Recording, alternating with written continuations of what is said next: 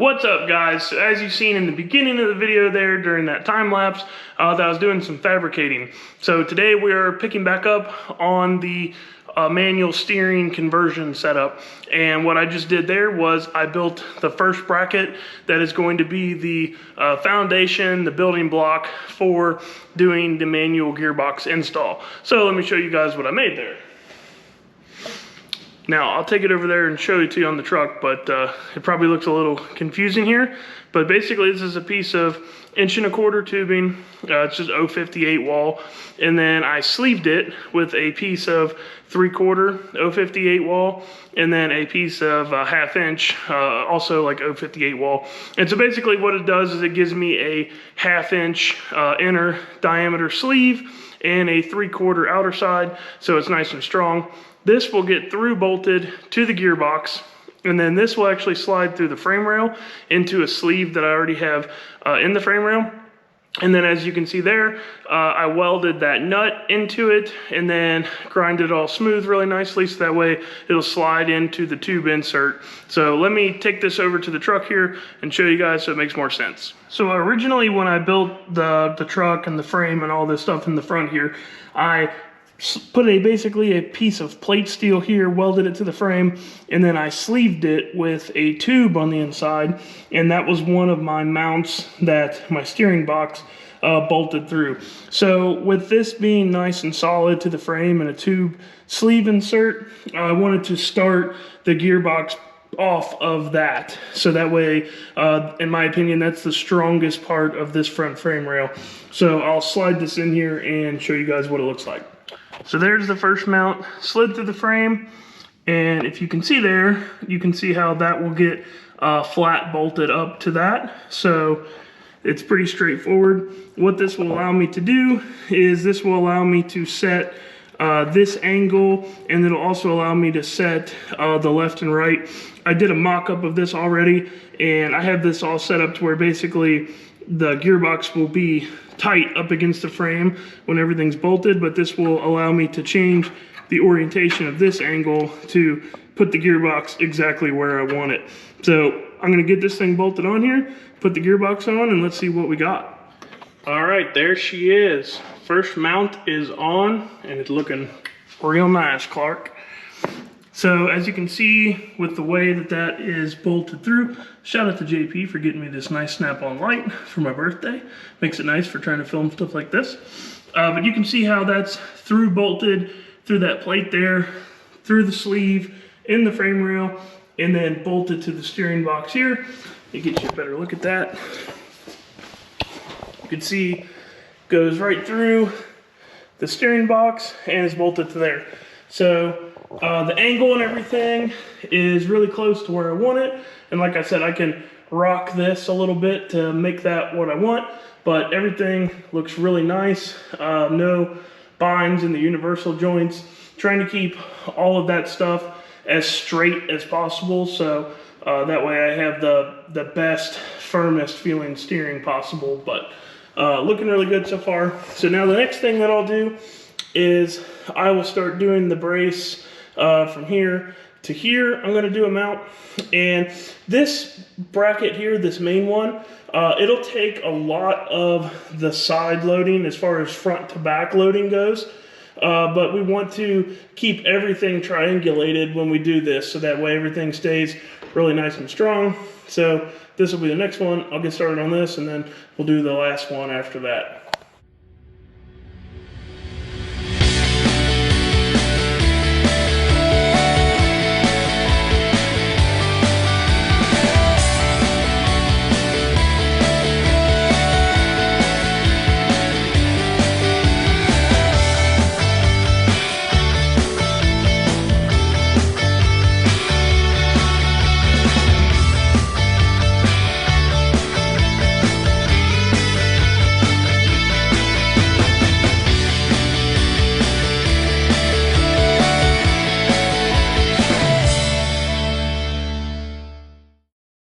Second mount is done, as you saw there.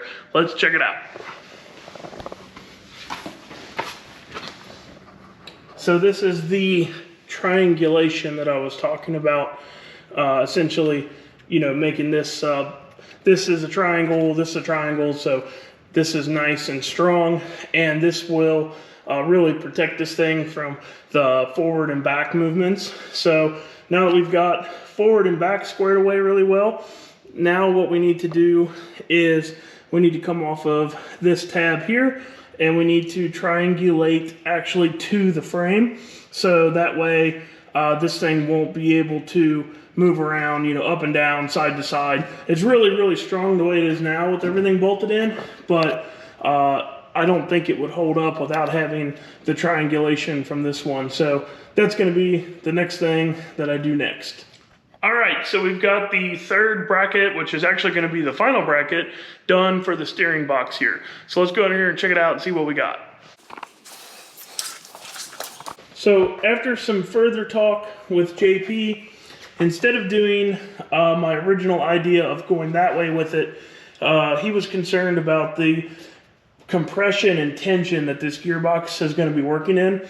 Essentially, the pitman arm is trying to push the gearbox that way, and it's also trying to push it this way. So we needed to make sure that it was good and strong, and the closest to straight on that we could come with a bracket was going to be the strongest way of doing that. This also is a much cleaner way of doing it, I do believe. It consolidates all of the bracketry to the front here, and it also allowed me to utilize the same tube mount here that was already existing, so I didn't have to go and add another mount to this. So essentially what we did, you can see where these have been plug welded, and then these two tubes are welded together.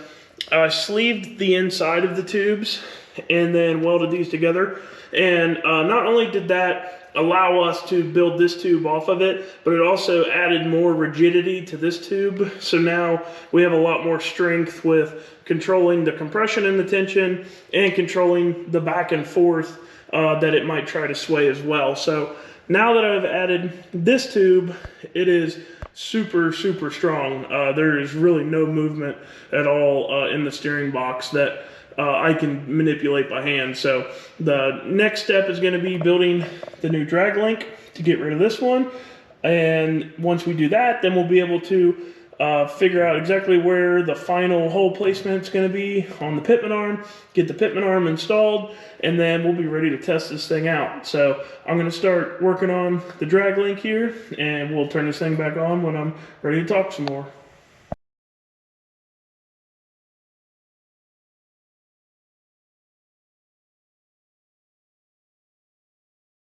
All right, so manual steering conversion is pretty much 100% wrapped up.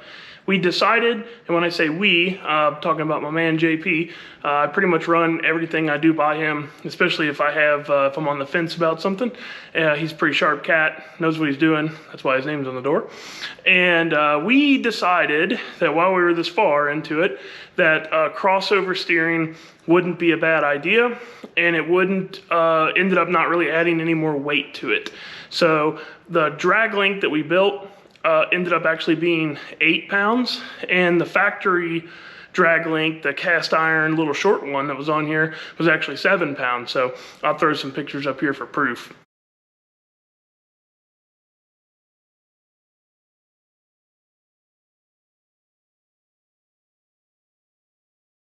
So we only added 1 pound to the truck by doing the crossover, and we believe that the crossover steering will give us more control of the front tires than what the factory first-gen style steering was doing.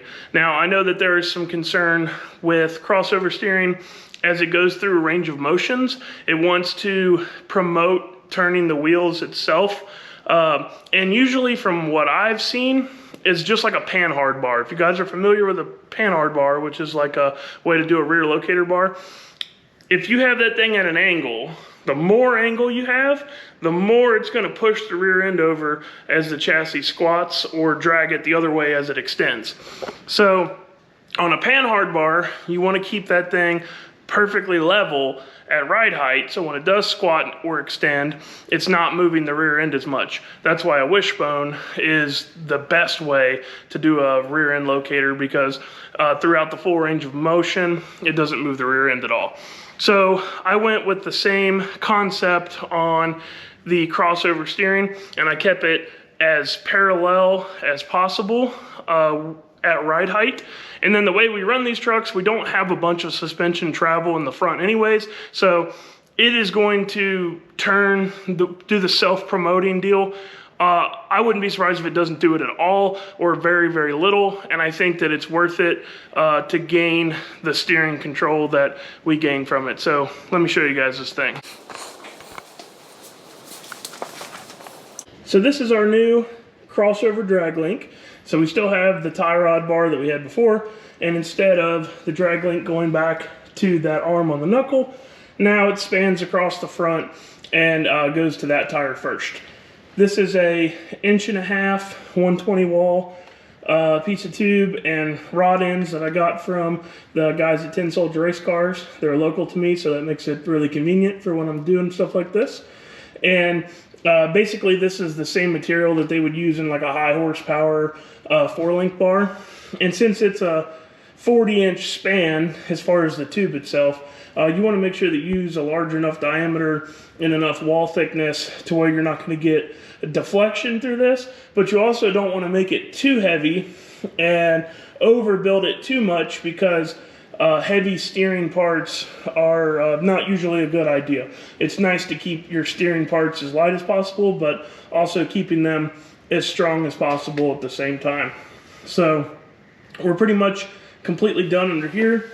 In the last video, I told you guys wrong. I actually told you that moving the rod end where it connects in relation to the center of the steering shaft further out would slow down the ratio. I got that backwards. It'll speed it up. So if I want to slow this ratio down even more than what it is now, I can drill holes in the pitman arm here, and I can actually move this in and slow down the steering ratio.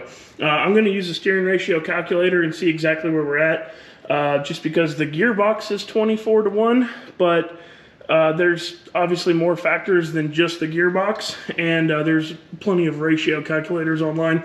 But just doing some eyeball measuring from my truck to JP's at 90 degrees of the wheel turn, the actual wheels out here, if you turn the steering wheels 90 degrees, they're pretty close to the same. I think my ratio might just be a hair faster still, but I'll do the calculator and figure that out.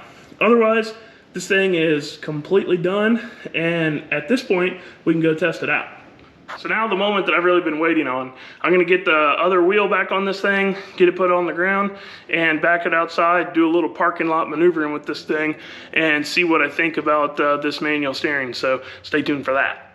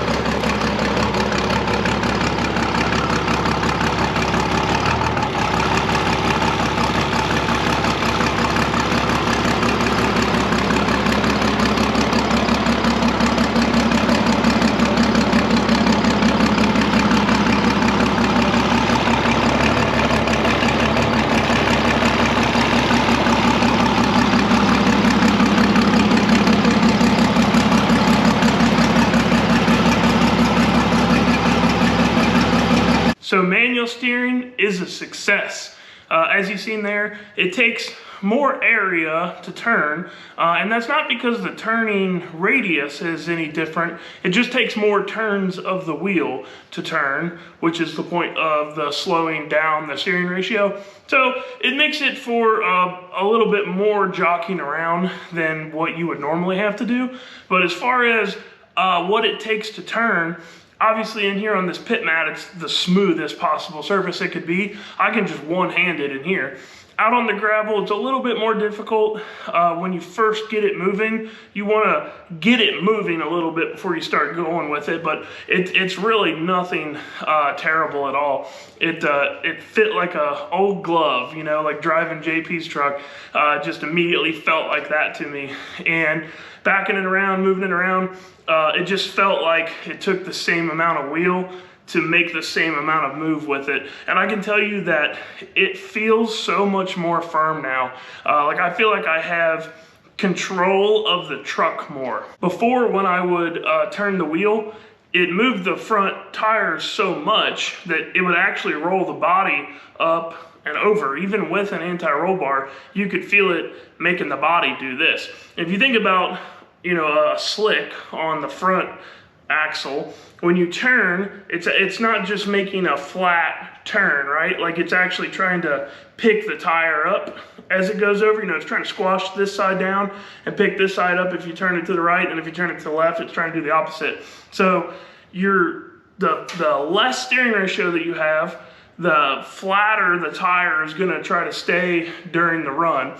Obviously, it's going to take more wheel input. If it wants to go a direction or not, it's going to take more wheel to pull it back, but it's going to keep the tire flatter because it's not going to be doing that whole body roll deal. So I'm really looking forward to taking this thing out to the track again and seeing what it does with this new setup. So other than that, this is pretty much 100% done.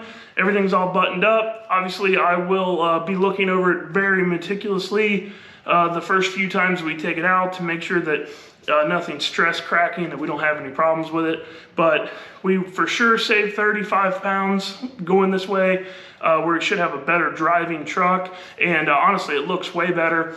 And we lost that power steering fluid, which is another fluid that we can take out of the equation of a possible oil down on a race surface, and possibly something that can cause you to crash. So definitely chalking this one up as a success. First winter upgrade of the year is complete. So really happy that we're not even in Christmas yet and we finally accomplished something. So like always, guys, I appreciate you watching. I'll throw a couple little shots of the final product here at the very end. But if you're new here, click the subscribe button, stay up to date on all this new stuff I'm putting out, and stick around. We got a lot more stuff that we're gonna be doing to this thing and more drag racing content to come. So thanks, guys. See you next time.